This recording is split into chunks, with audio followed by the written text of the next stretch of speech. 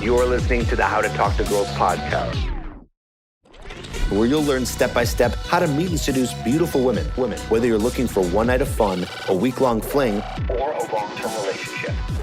I'm your host, Trip, and the episode starts now. Hello and welcome to the How to Talk to Girls podcast. I'm your host, Trip Kramer from tripadvice.com. Another interview. We're kind of on a roll here. I've been finding some really cool people that I've been wanting to talk to lately.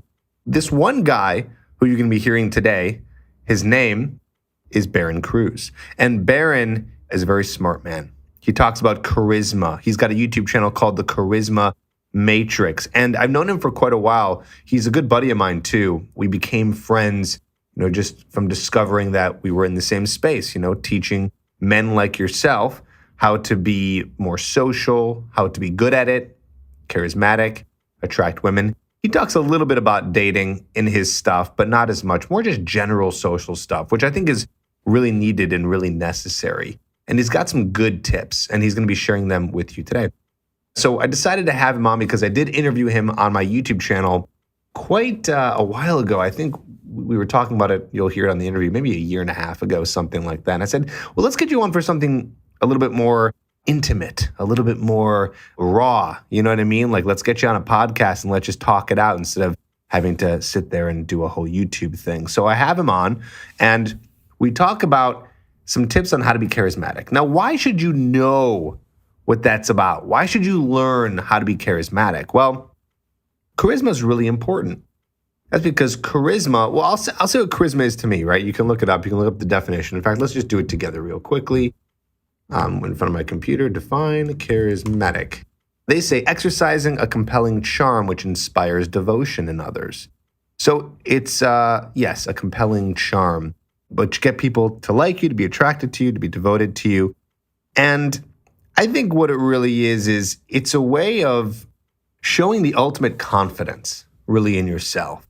I think charisma is being unapologetically yourself, being comfortable with who you are, being comfortable with yourself. I think really that's what it is. There's something about just kind of going out there and saying, hey, this is me, and being comfortable being yourself, right? So what's going to happen if that happens? Well, you're going to be smoother in interactions. People who are really charismatic, they're not second guessing themselves all the time. They're really just in a flow state when they're socializing, really just able to talk to people, understand people, empathize with people. There's a fine line, I think, between charisma and narcissism, meaning, someone who's charismatic, they're not going to be really into themselves, right? But there are a lot of people who are smooth and somewhat charismatic, but are also show-offs and kind of narcissistic. But a really, truly charismatic person isn't talking about themselves, isn't showing off, things like that.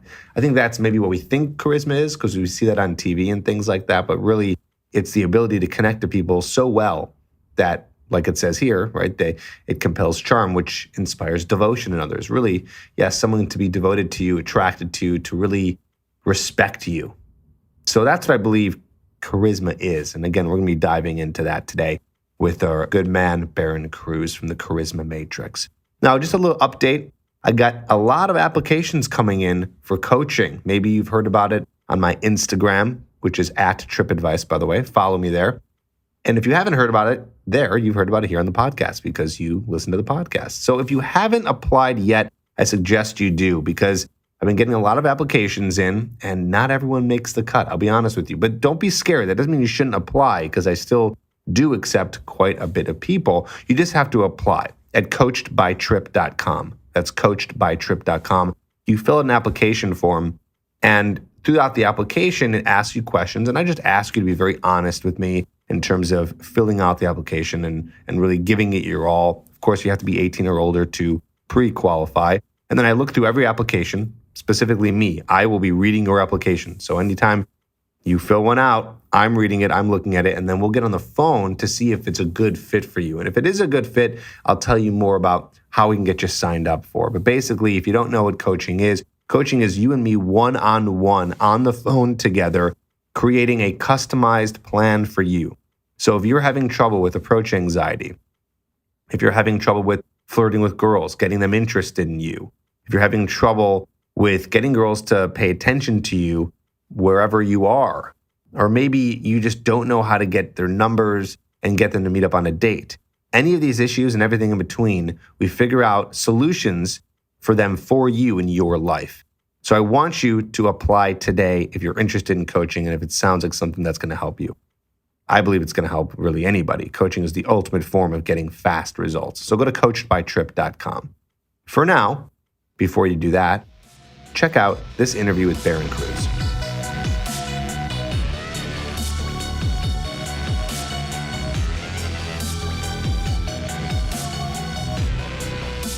Barron Cruz, what's up, my man? What's up, man? Excited to be here. I'm excited to have you. I believe this is our first podcast interview we've ever done together, right? I interviewed you on the YouTube channel maybe a year or 2 years ago, but our first podcast episode. Yes, it feels like a lifetime ago. I'm excited for this. I don't know why you don't have a podcast. Your voice is super powerful. You even teach guys how to have a powerful voice, which we're going to be learning some tips today. Exactly. A podcast. Yeah, I've thought about it before. I just put all of my focus on my YouTube right now. I've talked to a lot of different people, and some people say, you want to do Instagram, you want to do a podcast, you want to do everything, you want to do TikTok. But I've kind of found if you focus on what you're specifically good at, and I know podcast could be one thing, but where you have momentum, that's kind of where I have momentum. So that's where I've done that. But I've thought about it before. Okay, fair enough. Well, when you do have a podcast, I will be one of your guests. You're welcome. Absolutely. So you have the Charisma Matrix, which is your YouTube channel, and you have at this point over 200,000 subscribers. But this episode will be here forever on iTunes, so I'm sure that thing is just going to keep growing and growing. And it's cool to see you just really kill it, man. You have really good advice. You talk about charisma. You talk about how to stand up for yourself, vocal tonality. I feel like everything kind of that has to do with being social, you have something to say within it. And it's really cool that you are on the podcast to share some of that stuff today. So thanks for being here. Cool. Yeah, I'm excited. All those little components, kind of just little pieces where, you can do okay if you have a couple of them. But, if you have them all together, that's kind of how you become that person that people actually deem like, that guy's got a lot of charisma. That guy has a strong presence in the room. It's not just some crazy idea. It's like, well, no, it's because he has this, and this. And I think being able to formulaically explain it can be very helpful to guys. And it gets kind of hard to find that information out there. So that's why I do what I do. I love it. 100%. How'd you get into this? Maybe for the guys who don't know who you are, and I'm sure there's probably a lot of them because a lot of my listeners here are more podcast listeners than they are YouTube watchers. So maybe you can tell them who you are, how you got started. Yeah. So my background story is much different than a lot of guys in the space. A lot of guys really struggled coming up and they're like, God, I got to figure this stuff out. And that's great. That's admirable. That's a lot of times how people get the real grit and motivation to get it done. But I was on the other side of the coin. I was very fortunate in that my mother, very outgoing, very social, very gregarious. And my father, although he is an introvert, just a great conversationalist, really easy guy to talk to, amazing vocabulary.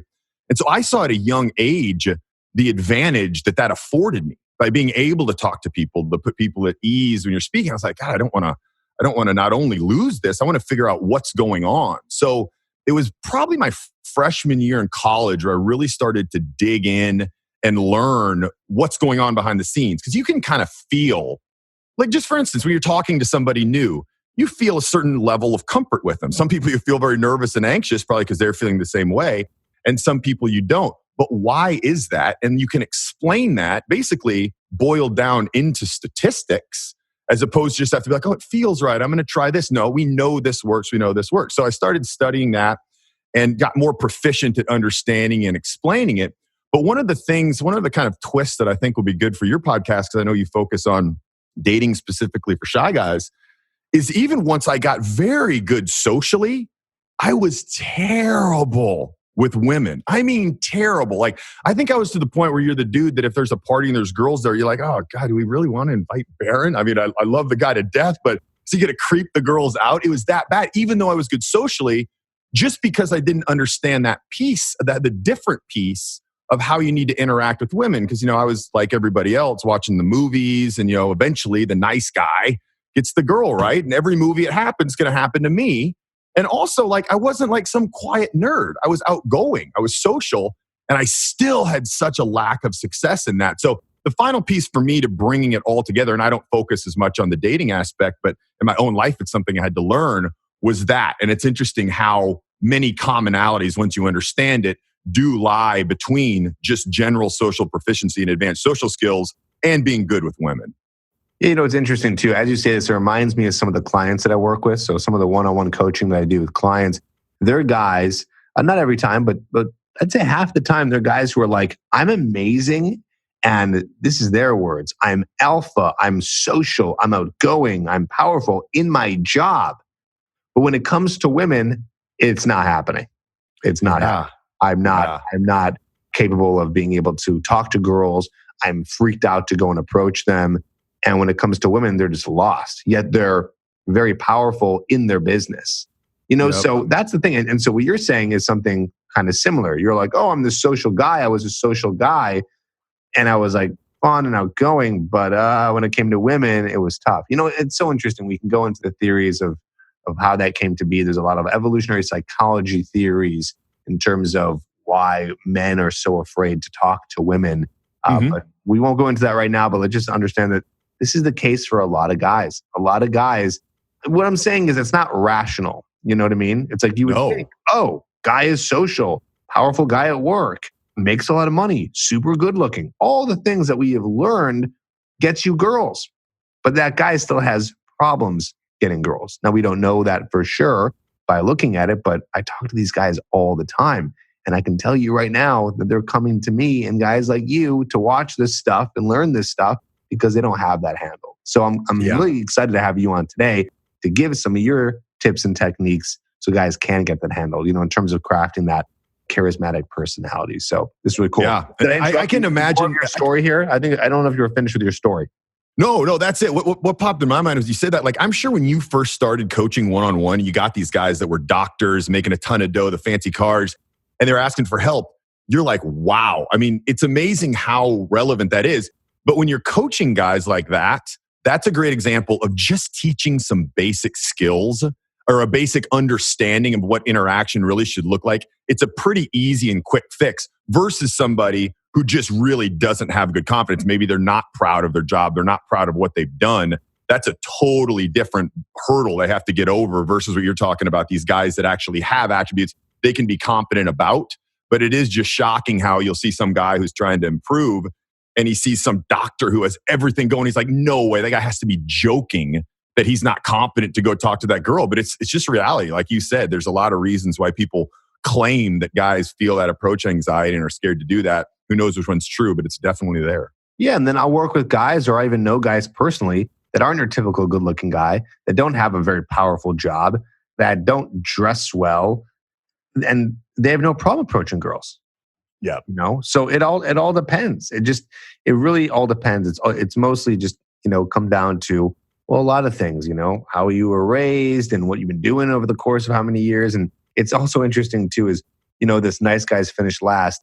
As you're saying this, I feel like I'm coming up with a new slogan in my head. It's like, nice guys will finish last once they learn how to trigger attraction and approach women and create that charismatic personality. You know, that's when they're going to finish last. Otherwise, as we both know, it's not like the movies. No. You know, it's like these, when you want to watch a movie, I'll tell you a movie to watch and it's going to show you exactly what not to do. Okay. The movie called She's Just Out of Your League. Okay. Have you heard of that movie? I think I've heard of it. I don't think I've seen it. It came out in 2010 or something like that. She's Out of My League, it's called. She's Out of My League. And it's a movie about a guy who's a dork and he somehow gets a really attractive woman. Attractive woman attracted to him. And, you know, the whole movie is like funny because he does everything wrong and he's so cringy, but she's still attracted to him. It would never happen. The way that he acts in this movie is so bad. Like so bad. Like watch this movie and just learn exactly what not to do. It's that bad. He's never, I don't like using the word like beta or alpha all the time. It's kind of like just vague terminology, but let's just say he's not being very dominant. He's not expressing the masculine traits that would actually attract a woman. Could he attract a woman like that? Absolutely. has nothing to do with looks, I'm saying, but how he's acting. But anyways, we're getting. I think I've seen it. Does that take place like on an island, like in Hawaii or something? And no, that's not the one. Oh, okay. Well, the one thing I'll say about that is that one is Forgetting Sarah Marshall. Oh, that's the one. Kind of the same premise a little bit. Sort of. It's like this guy who's trying to get a girl or trying to get a girl back. So yeah. Okay, maybe not. But it's not. It's movies, of course, and those are very powerful because we watch those all through the impressionable ages of our lives. But everybody is telling us to do that. Like even if you like the girls themselves, like let's say you're in high school trying to figure this stuff out.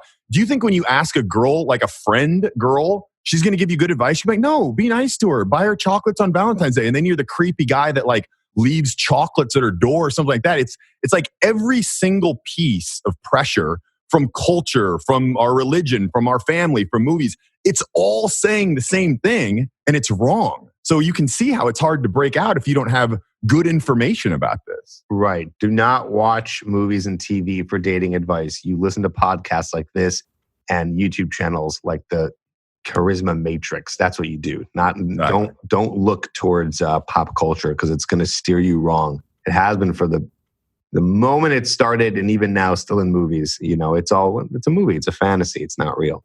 Yeah. So all right, let's get into some good stuff because I know you got great tips, and I want you to be able to share them with the guys so they can learn how to be more charismatic. So something that was really interesting that you said to me before the call was you help teach guys how to deal when someone's talking down to you.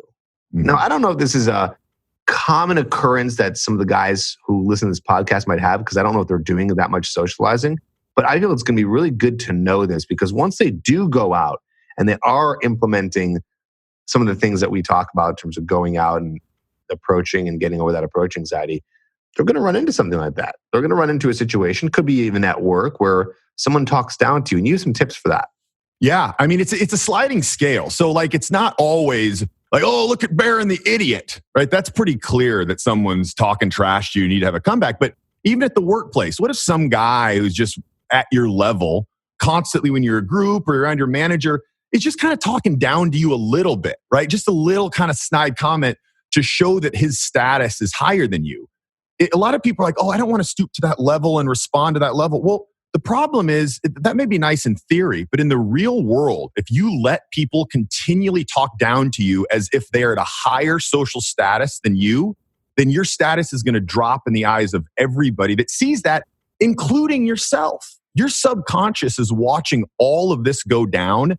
And when you're not able or confident enough or don't have the skills to defend yourself and put that person in their place, it really beats guys up from a psychological standpoint. And I find, you said a lot of guys maybe listen to this don't go out that much. Well, if you have a great fear of when you do muster up the courage to go out and talk to people, that someone's going to make fun of you and you're not going to have anything to say, that's just going to compound the anxiety that you already have going up to talk to people. So I think it's very important to understand. You talk a lot about on your podcast and your videos about a lot of this stuff is just skills based, right? This is just another skill. This is just like learning a foreign language, learning Mandarin, learning how to come up with a comeback when somebody is making fun of you.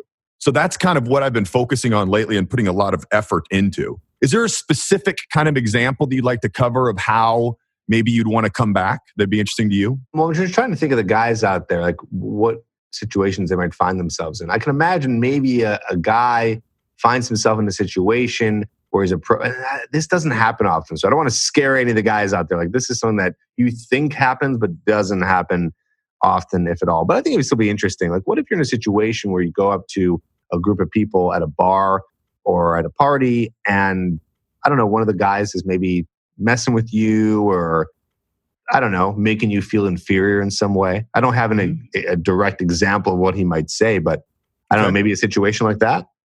Let's use this. So when you're going up to a group of people, they typically know each other, right? They have assumed familiarity, they have rapport, and you're this other guy. So your social status is already very, very low. So if someone's giving you a hard time right off the bat, you either got to be really quick or just kind of eat crow a little bit, right? If there's a group, because if this guy's like the big alpha and you just kind of say, like you try to say something really quick back, it's very unlikely that his group is going to take your side, even if you said something funny.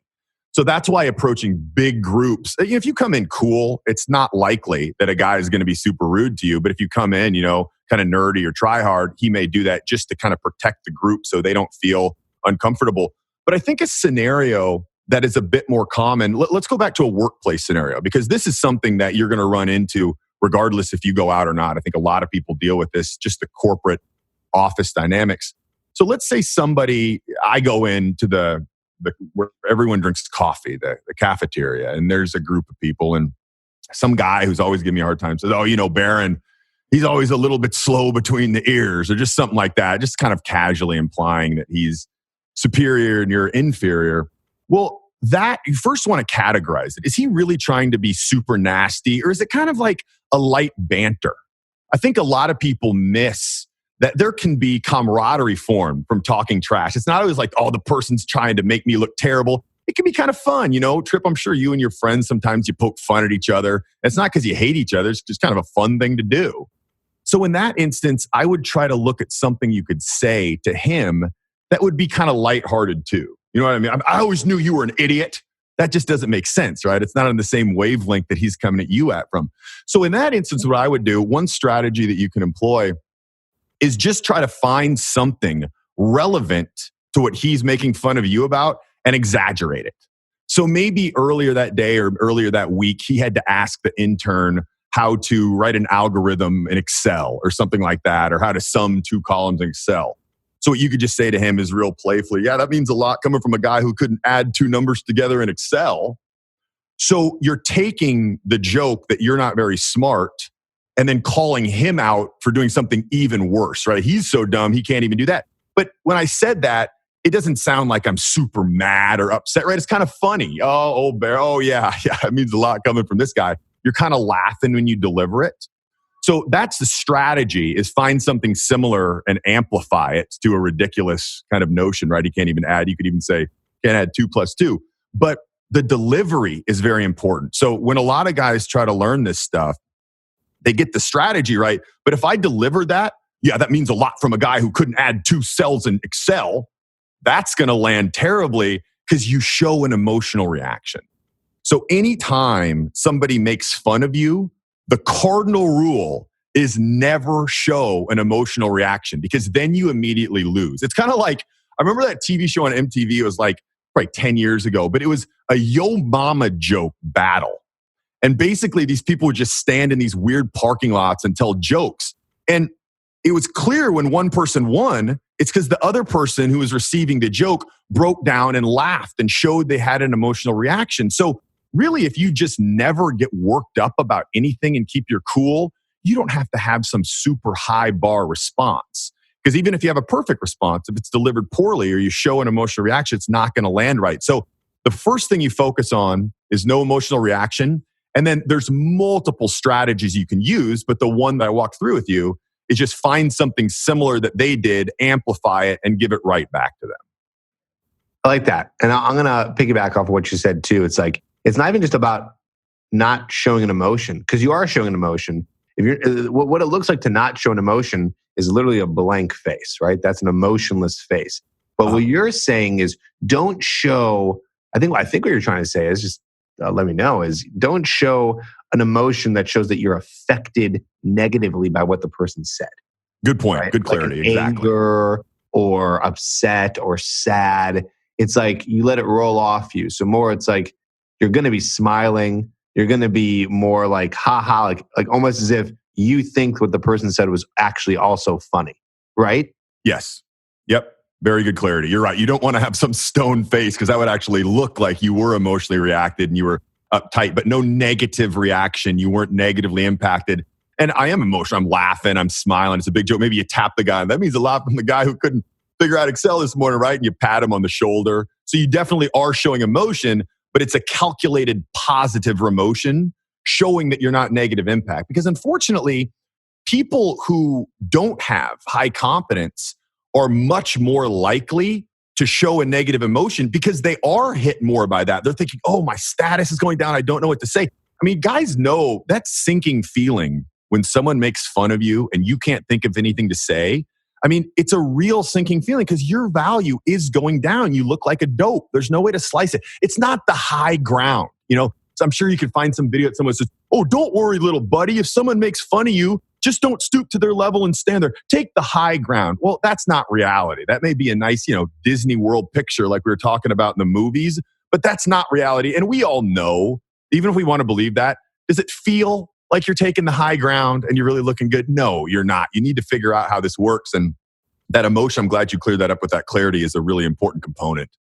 Yeah, absolutely. I got that because that's similar to when a girl is trying to get an emotional reaction out of you, right? They call them like shit tests. Like when a girl tests you subconsciously by, just being kind of like bitchy or being kind of harsh and just being almost kind of rude to you in this like subtle way. And then you taking that and not showing an emotional reaction to it, right? So if a girl's messing with you and she's just like, oh, you know what? I think you should buy me a drink, and you can say, oh my God, you know what? Well, turns out I just can't do it because I lost my job today. I'm so broke. I'm about $10,000 in debt. It's just not going to work out. But I can pick out a guy for you that would definitely want to buy you a drink here. I don't know. I just came up with that spot, Or if a girl calls you gay, like she might be messing with you, like, wait a minute, are you gay? You say, you know what? How did you know? 3 of my boyfriends are actually here right now. If I could advise me, that'd be great because I don't know how to handle all these guys in my life, right? So you're just like not reacting to it, making a joke out of it, and not being affected by it. And I think that's kind of what you're saying here too. Yeah, and the joke part's important because if you really are super butthurt about that girl testing you like that, your brain is going to get very stifled, right? That tight feeling in your chest. You're not going to be able to think of a joke. You're going to think of how to survive. So by you keeping that good cheer and then actually coming up with a joke, that kind of shows on a subconscious level that you're really not affected internally by that joke and you're just laughing it off and you're able to kind of think in that free-flowing way to make a funny crack about that. So I think that really is a great way to handle it. Right, exactly. Cool. Let's move on to something else. I know you have a good charisma tip for us. How to be more charismatic. Well, I think that a lot of people, when they think of charisma, they think of presence. There are people that it's almost like you don't even have to see them walk in the room, but you can tell from the energy and from the reaction to people. Who knows what it really is? Maybe a certain percentage of people orient to them. Maybe some people just stop talking. You can tell when that person, it's not often. I mean, it's probably maybe if you go out a lot, maybe once every 3 months, that somebody has that kind of presence. And I've kind of tried to deduce down, what is that? How is every single piece of that guy or girl's communication that comes in the room so strong that it has that impact on people? People don't even know who this guy is. I'm not talking about a celebrity who comes in and everyone's like, oh, it's him. Oh, it's him. This guy or girl just has that incredibly strong, supernatural presence. And it's hard to break down. But one of the things that I think it seems to me is if you feel like at any time, like let's imagine that you walk into the coffee shop in the morning, Trip, you're in Chicago, you're out on Hubbard and you walk into Starbucks and it's packed. If everybody stopped, like just everything fell quiet and somebody from behind the counter came up and said, hey, Trip's going to talk to you for 60 seconds right now. Okay. How would you feel when you look at people that have that incredibly powerful presence? They look almost like they're getting ready to give that talk to everybody. Like they're almost getting ready. Like if someone came up to them with a mic, you'd be like, oh yeah, he was probably waiting for that, right? He was ready for it. You're very open and you're comfortable. Like you're looking around where nothing impacts you. It's almost like, another way to explain it is like he owns the place. I know this is kind of an old fashioned throwback, but he owns the place and he's just coming in to check to be sure everyone's okay.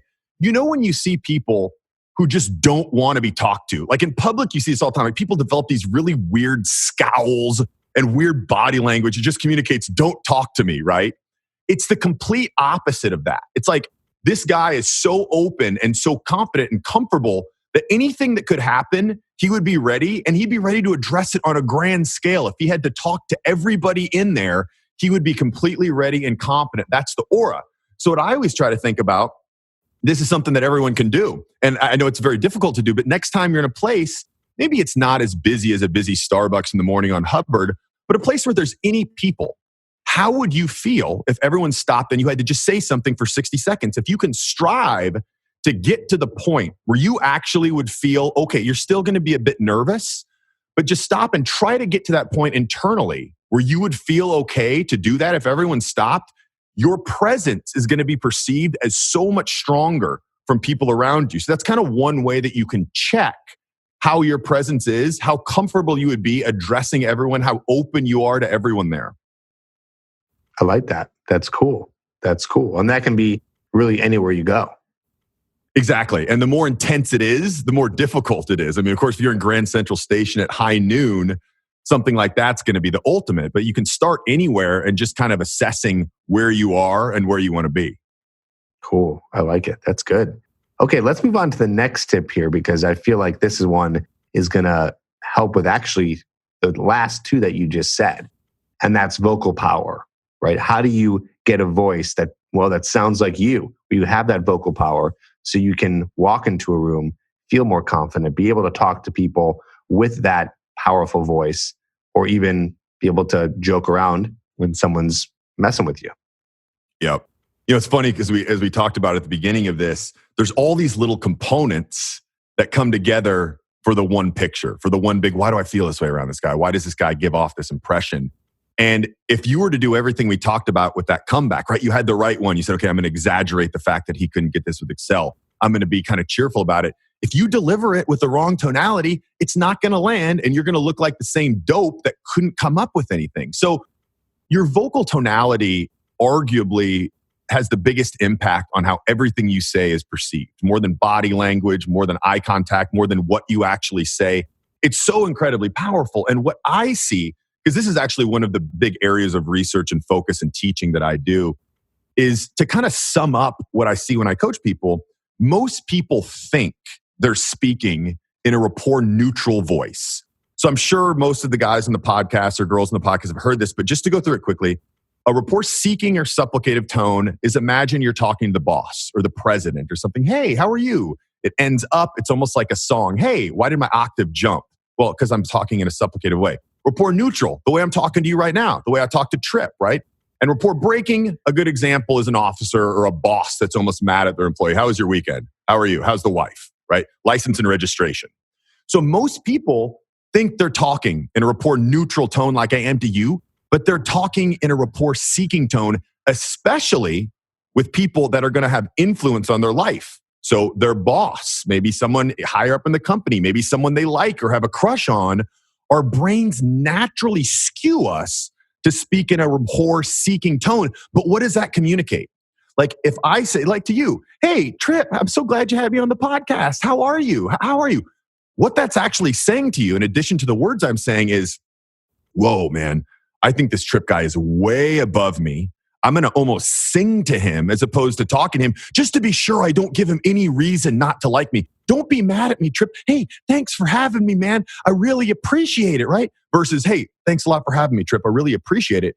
You're telling the person that you think their value is higher and they should treat you poorly.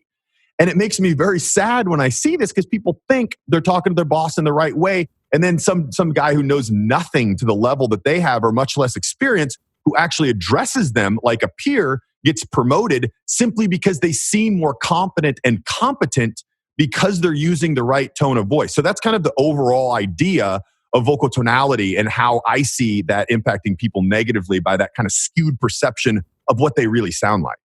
Isn't that crazy? Just from your voice, you're communicating any one of those basically ways that you are. You know, it's like it just that it almost seems like such a small thing, like really just from the way my tone sounds in my voice, but it's really powerful. And I think isn't that right? It's true. That's very true. It is weird how telling it is. And the thing is, it's hard to fake. Like when you feel nervous, you naturally go into a supplicative tone, your voice shakes, it's not loud.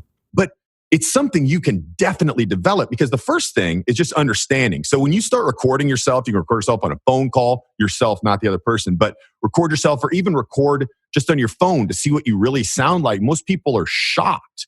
You know, in one of the programs I have people record themselves, and usually the first thing they say is, most people don't like the way they sound. But secondly is, I had no idea I sound like that. What you can do is you can record yourself talking to somebody in a tone that you, and by the way, I don't know if we have to say this, but be sure this is legal in your state. I don't know if it's legal or not, but record yourself talking in a rapport neutral tone.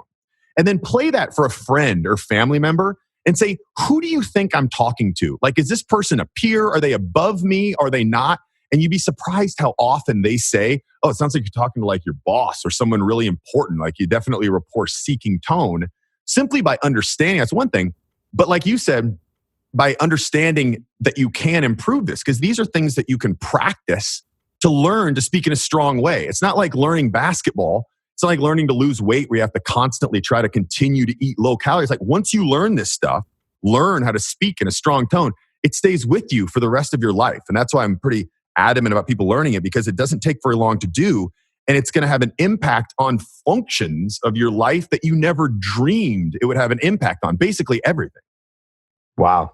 Yeah. I mean, I agree with you. And that's the whole thing about learning skills like this is you learn the skill, sticks with you, boom, it's done. It becomes part of who you are. Yeah. Really cool. Really cool. Well, Barron, this has been awesome, dude. Great techniques in terms of how to build more of a charismatic personality. I know you have way more stuff than this. And so where can guys find you? And then tell them about the program that you were telling me about, the Quick and Witty Comeback Bootcamp that I think is going to help out a lot of guys if they're interested. Yeah, it just flows off the tongue, doesn't it? I was like, should I make this sound really good or actually communicate Quick and what it Witty is? Comeback Bootcamp. You said it nice. Well, I think my YouTube channel, like that's where I put my most energy so people can check that out there. But I just found that a lot of reason for underlying fear in guys, whether it's going out to talk to girls, whether it's getting into a conversation in their workplace, they don't feel like they can handle it when people talk down to them. And they have this crushing fear of Biff Tannen from Back to the Future coming over their shoulder. What are you looking at, butthead?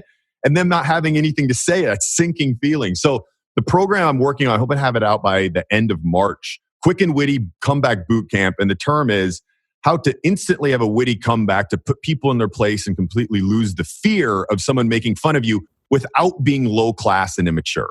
Because that's something, most of my clients are guys that have a lot going in their life and they don't want to be that bar back idiot that's just shouting profanities at people. They want to be able to handle themselves with integrity and class. So this program basically teaches a way. So like the example at the workplace, when somebody says something to you, you categorize it. You say, okay, how does this fall in category? And then in your head, you'll have 3 options that pop up. Which one should I pick? Oh, okay. Let's pick the one where I exaggerate something that he did somewhere before. Oh, yeah, it makes sense coming from a guy who couldn't add 2 cells. So it almost becomes more algorithmic. Because a lot of guys, when I was talking to them about this program, I was trying to get information. They're like, either it comes to me or it doesn't. And it's just kind of this art form. Like if I don't have it, I've got nothing to say. I wanted to deduce that down to more of an algorithm. So no, here's what you do. Okay, this guy's making fun of you. Is it this, this, or this? Okay, cool. Here's your options. Pick one. Because it's not only arming guys with the ability to have a right comeback, it's arming them with the confidence that they can go in to that interaction and have a comeback. Because typically, Trip, like you, when you go out now compared to 10 years ago, now that you know this stuff, you present yourself in a way that people aren't going to mess with you as much because they can tell you can handle yourself. Would you say that's somewhat true? Absolutely. I mean, just because when I'm going out, I have more of a presence, the way that I talk to people, my body language, I just appear more comfortable in front of strangers. So yeah, I really had that happen.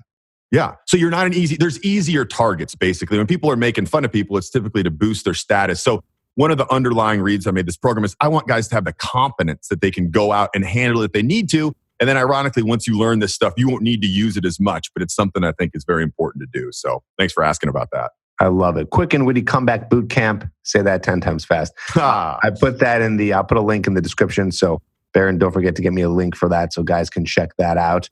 And yeah, man, thanks for coming on. Thanks for giving us some of your tips. Also, check out his YouTube channel. I'll put a link for that as well. The Charisma Matrix, where you can get more tips and strategies to be a more charismatic person. Thanks, dude. Thanks, man. Had a great time.